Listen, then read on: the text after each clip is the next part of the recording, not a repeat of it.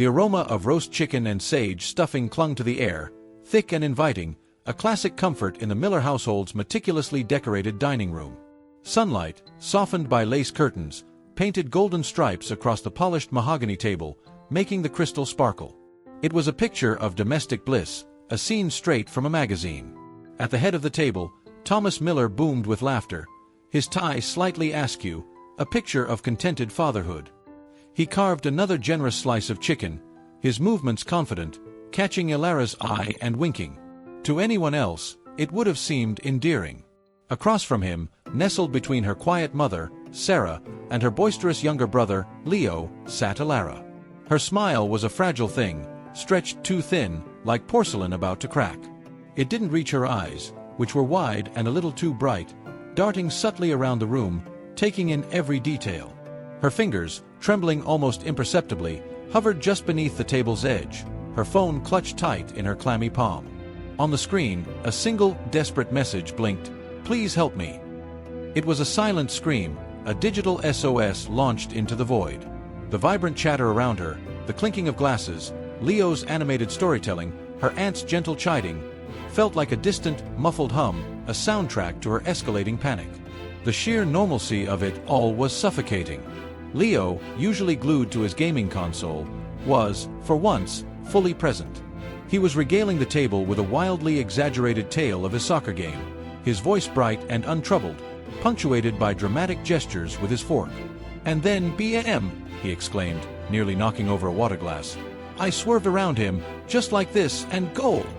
His eyes shone with innocent joy. Ilara managed a weak, almost imperceptible smile in his direction, a pang of guilt hitting her that she couldn't be present for his moment. Sarah, Ilara's mother, offered polite, almost automatic smiles, her gaze flitting between her husband, Leo, and the perfectly arranged centerpiece. Her attention seemed consumed by the delicate balance of the dinner, ensuring every napkin was folded just so, every glass filled. She chuckled softly at Leo's antics, a sound that seemed to vanish into the general din. Nobody noticed the frantic thumb dance under the table, the desperate plea escaping into the digital ether, a secret held tightly in Ilara's trembling hand. Ilara felt a bead of cold sweat trace a path down her spine, despite the comfortable air-conditioned cool of the dining room. The perfectly cooked roast chicken, which had smelled so inviting moments ago, now tasted like ash in her mouth. Every chew felt like an effort, every swallow a struggle against a tightening throat. She forced herself to take another bite, to nod at her aunt's anecdote about a troublesome rose bush, to pretend she was just a normal teenage girl at a perfectly normal family dinner.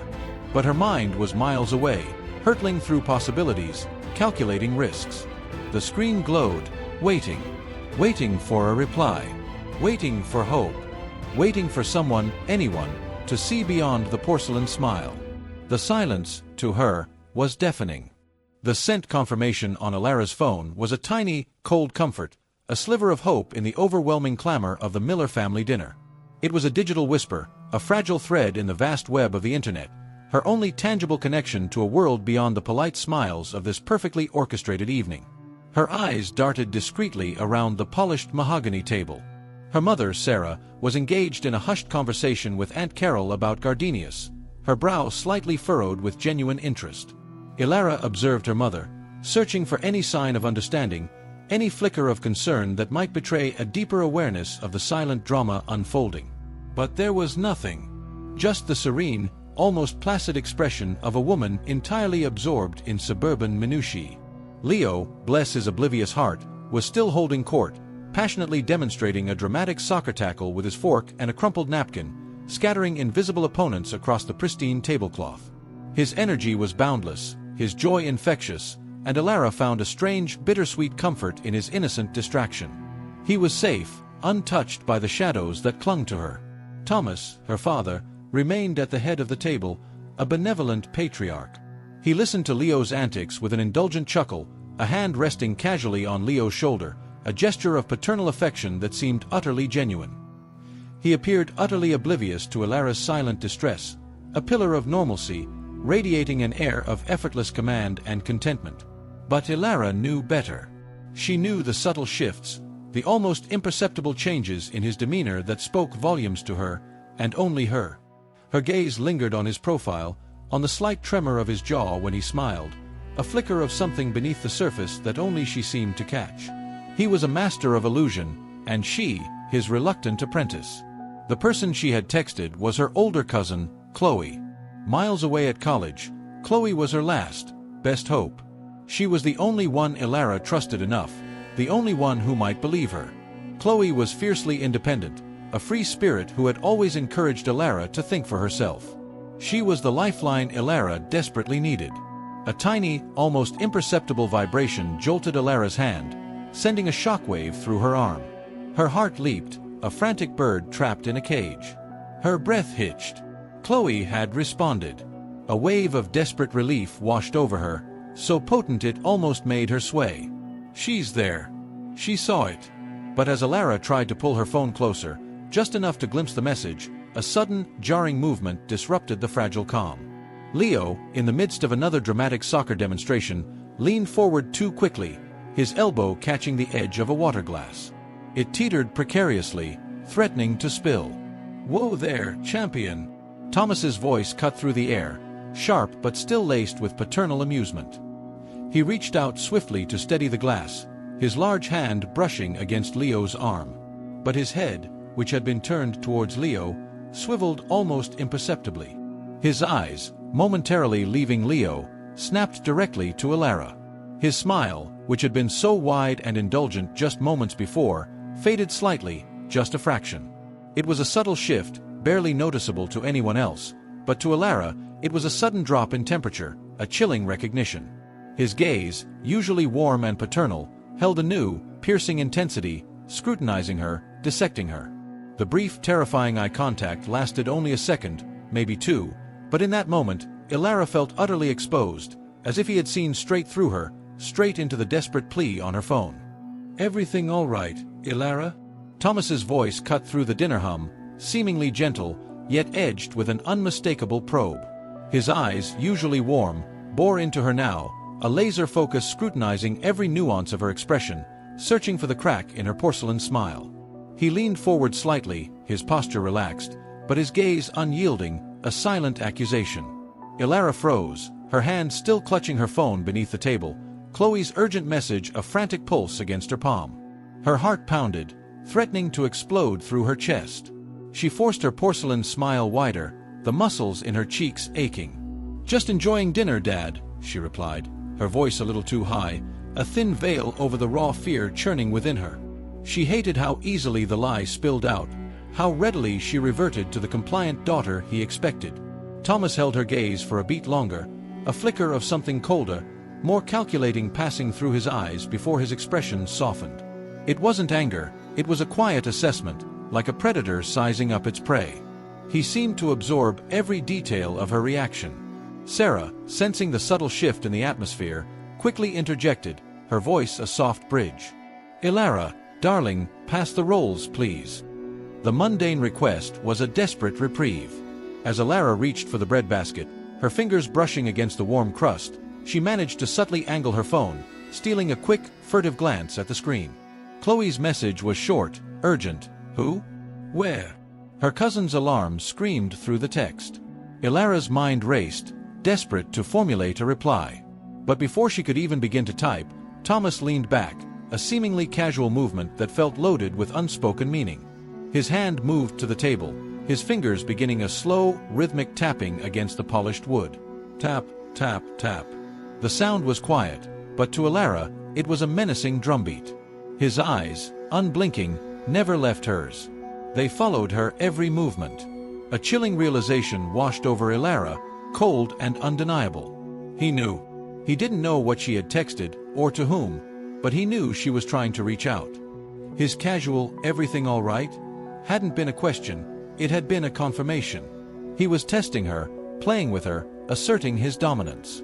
The air in the room, once warm and inviting, now felt thick with unspoken tension, a silent predator stalking its prey. The golden sunlight on the table seemed to lose its warmth. The clinking of silverware, the murmur of conversation, it all faded into the background. All that mattered was the unyielding gaze of her father, the subtle, rhythmic tapping of his fingers, and the terrifying certainty that her secret attempt at freedom had been exposed. She was no longer just at dinner, she was trapped, under surveillance, her every move scrutinized. The game had begun, and Elara was already a pawn. The rest of dinner passed in a blur of forced smiles and strained pleasantries, each minute stretching into an eternity for Elara. The comforting aroma of roast chicken now felt cloying. Elara felt Thomas's gaze on her, a constant, oppressive weight, a silent pressure that never relented. Every time she dared to subtly maneuver her phone, she felt his eyes, sharp and unyielding, a silent warning. It was as if he possessed a sixth sense, an uncanny awareness of her every move. The easy banter around the table continued, a carefully constructed facade of normalcy. Leo, blissfully oblivious, launched into another enthusiastic anecdote. Aunt Carol and Uncle David chimed in with their own stories. But to Elara, it all felt like a performance, a flimsy veil over a dark secret. She contributed only monosyllabic answers, nodding and offering faint smiles, her entire being focused on maintaining the illusion of calm. Her mind raced, a frantic hamster on a wheel, trying desperately to decipher the extent of her father's knowledge or suspicion. Had he seen her text? Had he installed monitoring software? The thought sent a fresh wave of ice-cold panic through her. Thomas wasn't physically abusive, not with raised voices or violent gestures. His control was far more insidious, more pervasive. It was a suffocating embrace disguised as unwavering love and protection. He controlled her finances, subtly discouraged her friendships, finding fault with every new acquaintance. He even micromanaged her schedule, every hour accounted for, every activity vetted. He would always frame it as for her own good, to protect her. But lately, the velvet glove had worn thin, revealing the cold, unyielding steel beneath.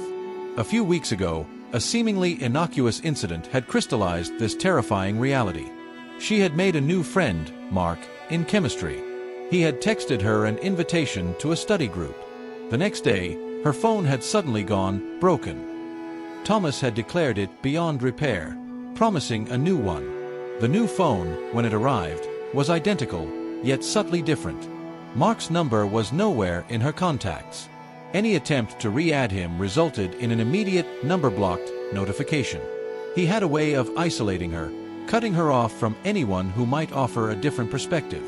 This dinner, this seemingly idyllic family gathering, was just another stage in his meticulously crafted illusion. The perfect meal, the perfect family, the perfect daughter. Every element was designed to maintain appearances. And Elara, exhausted and terrified, was a central unwilling player in this elaborate charade. She watched him now, as he gestured expansively, telling a humorous anecdote. His face was wreathed in smiles, his eyes sparkling with a jovial light. But Elara knew the truth hidden behind that mask. She felt the weight of his invisible chains, tightening with every passing second, binding her tighter to his will.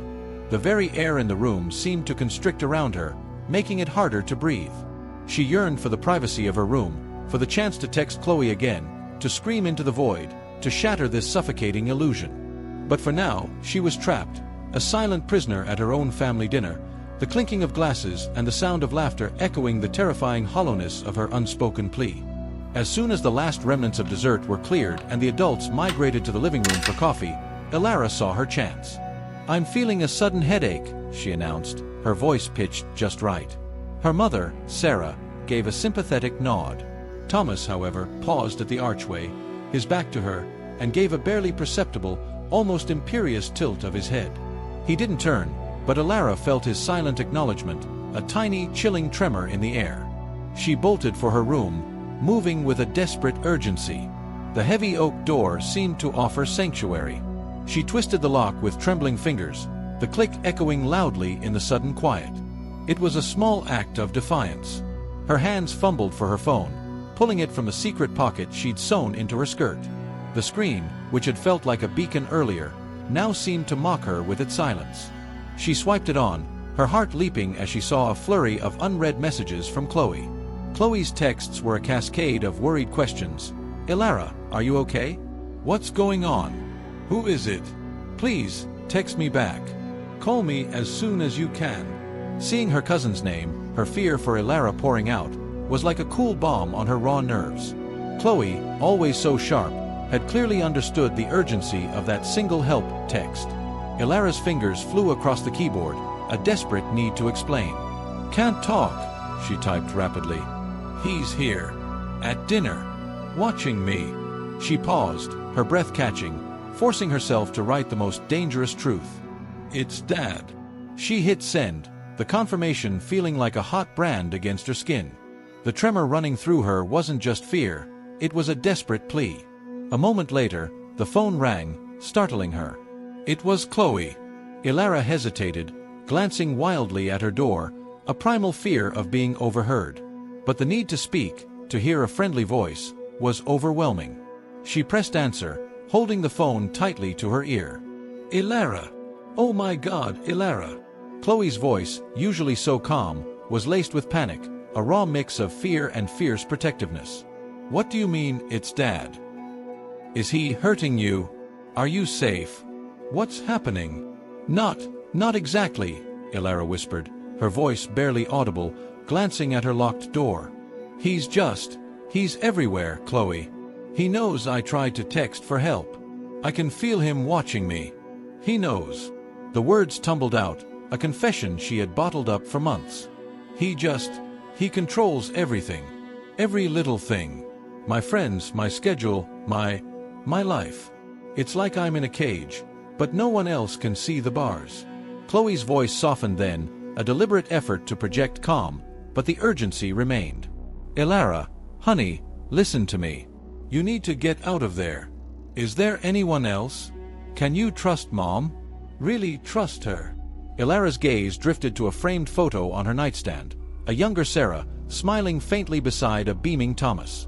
A perfect couple, a perfect family. But Ilara saw the faint lines of worry already etched around her mother's eyes even then, the way her smile never quite reached them. I don't know, Chloe, Ilara confessed, her voice thick with despair. She doesn't see it. Or she chooses not to. She tries to make everything normal. To keep the peace. She's afraid of him too, I think. Just in a different way. The devastating truth hung heavy in the air. Her mother, her protector, was also a prisoner, bound by different, equally formidable chains. A faint, gentle knock at the door startled her, making her drop the phone. It clattered against the carpeted floor, the distant echo of Chloe's voice a muffled plea. Ilara, you okay in there, sweetie? Your father's asking about you. He was just wondering if you needed anything. It was Sarah, her voice soft and maternal, but tinged with an underlying tremor that Ilara now recognized as fear, not just concern.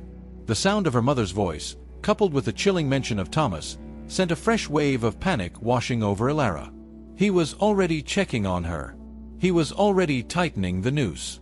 Ilara's breath hitched, a sharp sound caught in her throat. The knock on the door, her mother's soft voice, sent a fresh wave of panic through her. She pressed mute on her phone, Chloe's worried voice instantly cut off. Be right out, Mom. Just feeling a little tired, she called back, her voice forced to sound light, a stark contrast to the terror seizing her chest. She mouthed, call you back, to the now silent phone, before reluctantly ending the call. Every instinct screamed at her to stay locked in, but the mention of her father, and the subtle tremor in her mother's voice, told her defiance now would only escalate the situation. With a deep, shaky breath, Ilara unlocked the door. Sarah stood there, her hands clasped loosely, a concerned crease between her brows. Her eyes, usually so gentle, held a flicker of something Ilara couldn't quite decipher, a mix of worry, yes, but also a subtle apprehension. Are you truly all right, honey? Sarah asked, her voice soft. You seemed a little off at dinner. Distracted. Ilara nodded, maintaining the facade. Just a long week, Mom. Exams are coming up, you know. It was a plausible excuse. Sarah's gaze was gentle, searching, but Ilara now saw the underlying fear flicker behind her eyes, a fear that mirrored her own. Sarah knew, Ilara realized with devastating clarity. On some level, her mother knew. She had seen the subtle shifts in Thomas's demeanor, the tightening of his control, the way Ilara had grown quieter, more withdrawn. But the fear of confronting him, of shattering their carefully constructed facade, was too great. The silence, the pretense, was her mother's way of surviving. Your father was saying you seemed distracted, Sarah continued, her voice lower now, almost a conspiratorial whisper. He thinks you're spending too much time on that phone. The word struck Elara like a physical blow. Her heart sank. He had known. He hadn't just suspected. He had confirmed his suspicion, and then, with insidious cunning, he had planted the seed of that suspicion in her mother's mind. He was manipulating Sarah, using her genuine concern for Elara against them both. He was controlling the narrative, ensuring that any attempt Elara made to reach out would be dismissed as a symptom of her distraction. The realization solidified a terrible, crushing truth. Her mother wouldn't help her, not directly. Sarah was a prisoner too, bound by different chains. Chains of comfort, of routine, of a carefully maintained illusion of safety, and most powerfully, the silent, unspoken fear of her husband's subtle but absolute control. The promise of maternal protection was broken, not by malice, but by an overwhelming fear of confronting the architect of their shared gilded cage. As Elara descended the stairs, rejoining the family in the living room, the scene was one of tranquil domesticity. Aunt Carol was showing Sarah photos, their voices a soft murmur. Leo was engrossed in a comic book, and Thomas, her father, was sitting in his usual armchair, a weighty, leather-bound book open on his lap. He looked the picture of scholarly relaxation. But as Elara entered the room, his eyes, dark and unblinking, rose from the pages. They fixed on her, a knowing, almost triumphant glint in their depths. It was a silent message, clear as day. I know what you did, and you are still mine. The help text felt like a futile whisper against a raging storm, a desperate plea swallowed whole by the seemingly calm waters of their family life. Elara took a seat on the edge of the sofa, her hands clasped tightly in her lap, feeling the familiar weight of his unseen chains tightening around her. She was acutely aware of her phone, now silent and inert in her skirt pocket, a useless weapon in a battle where the rules had suddenly changed. She was no longer just a daughter at dinner, she was a chess piece, moved by a master player, her desperate plea already intercepted, her last resort neutralized. The game was far from over, but the first move had been a crushing blow. The evening wore on, each minute stretching into an agonizing eternity for Elara. The living room, usually a cozy haven, felt like a suffocating cage. The comfortable silence now felt heavy, pregnant with unspoken words. Elara felt a growing sense of desperation, a cold, hard knot forming in her stomach. She was truly, utterly trapped. Her last desperate attempt at reaching out had been sniffed out, neutralized. Thomas, her father, seemed to revel in this unspoken tension. He was seemingly relaxed, his book open, though his eyes would subtly drift to Elara, a possessive gleam in their depths. He continued to dominate the conversation, his voice booming with forced conviviality, subtly weaving in comments about loyalty, family values, and unwavering commitment. Each word felt like a barb aimed directly at her, daring her to make another move. Aunt Carol and Uncle David, perhaps sensing the subtle shift, started to make polite noises about the late hour. Sarah, her mother, sighed with quiet relief, beginning to gather coffee cups. Leo, sprawled on the rug, finally looked up from his comic book, a yawn escaping him. The evening seemed to be winding down. But then, just as a fragile sense of release began to stir within Elara, Thomas pushed himself up from his armchair. The sudden, decisive movement made the old leather creak, a sound that seemed to reverberate through the sudden silence. All eyes turned to him. His posture was ramrod straight, his expression radiating undeniable authority. "If you'll all just grant me a moment before you head off," he boomed, instantly recapturing attention. "I think it's time for a family announcement." Sarah straightened immediately, a nervous, almost brittle smile on her face. Her hand instinctively went to her throat. Leo, no longer sleepy, looked up, intrigued. Elara's stomach clenched, a cold dread washing over her. She knew this wasn't good. With deliberate, almost theatrical slowness, Thomas walked over to Elara, who sat frozen on the edge of the sofa. He reached out and placed a large, seemingly affectionate hand on her shoulder. The weight of his touch felt like a lead blanket, suffocating her. She fought the urge to flinch, forcing herself to hold still. His smile, when he turned back to face the small audience of family, was wide, expansive, the very picture of paternal pride. "My wonderful daughter Elara has been accepted into a fantastic pre-med program at Sterling University," he announced, his voice booming with triumph, beaming from Elara to the assembled family. "It's an incredibly competitive program, and she's worked so hard for this." A ripple of impressed murmurs went through the room.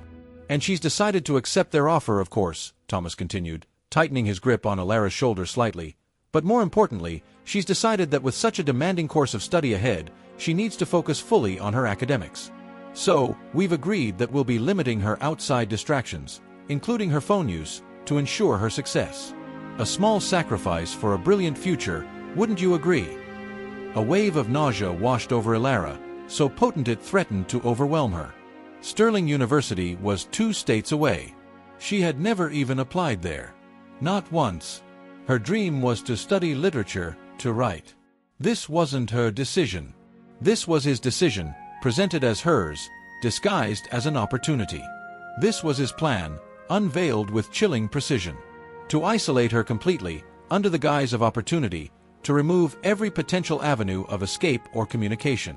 The phone call with Chloe, the whispered plea, the desperate attempt to connect, it all felt pointless now. She looked up into her father's eyes, and for the first time, she saw it clearly. It wasn't just control, it was a deep, unshakable, almost pathological conviction that he knew what was best for her, that he owned her future. His triumph was complete, his victory absolute. The air crackled with the silent battle between her crumbling hope and his unwavering, terrifying will. The applause that followed his announcement felt like the clanging of prison bars, sealing her fate. A collective murmur of congratulations rippled through the family. Aunt Carol beamed. Uncle David clapped Thomas heartily on the back. Sarah, her mother, managed a strained smile, her eyes holding a flicker of unreadable unease. Leo, bless his innocent heart, clapped excitedly, oblivious to the silent devastation. Ilara felt a strange, cold calm descend upon her. The initial shock of her father's pronouncement had given way to a stark, terrifying clarity. He thought he had won. He believed he had severed her last lifeline, trapped her in a gilded cage. But in that very moment, as her father's triumphant hand rested heavily, possessively on her shoulder, a new strategy, sharp and precise, began to form in her mind. It wasn't about shouting or fighting him directly. It was about leveraging the one thing he couldn't completely control, the truth, delivered by someone else. She remembered Chloe's last message, unread until now. If you can't talk, send me anything you can. A picture, a word. I'll figure it out. Chloe was smart, resourceful. She wouldn't give up. Quietly, almost imperceptibly, Ilara began to move. Her father was still basking in the glow of the family's congratulations, momentarily distracted. With a deliberate, steady hand, Ilara subtly retrieved her phone from the secret pocket in her skirt. Her movements were small, practiced, almost invisible. She kept her head up, a faint, non-committal smile pasted on her face, listening as Uncle David recounted an old anecdote about Thomas. She opened her camera app. She didn't take a picture of her father, or the perfect, suffocating living room. Instead, with a practiced, almost seamless motion, she angled the phone subtly, using the reflective surface of the darkened window beside her. The glass mirrored her own face, a mask of silent defiance, her eyes wide with a newfound resolve, no longer clouded by panic, but sharpened by a fierce determination. The image was quick, slightly blurry, but undeniably her, trapped in the reflection of her own prison. A visual plea for help. Then, with the same quiet precision, she opened a notes application. Her thumbs, no longer trembling, typed rapidly, Sterling Uni, 2 states away. Not my choice. She quickly took a screenshot of the words, another piece of the puzzle for Chloe. It was concise, damning. She swiftly attached both the blurry selfie and the screenshot of her confession to a new message for Chloe. She hit send, the delivered notification a silent, almost triumphant confirmation. It was done. The truth, in fragmented, undeniable pieces, was out there. Then, with a deep, deliberate breath that filled her lungs with a renewed sense of purpose, Ilara smiled.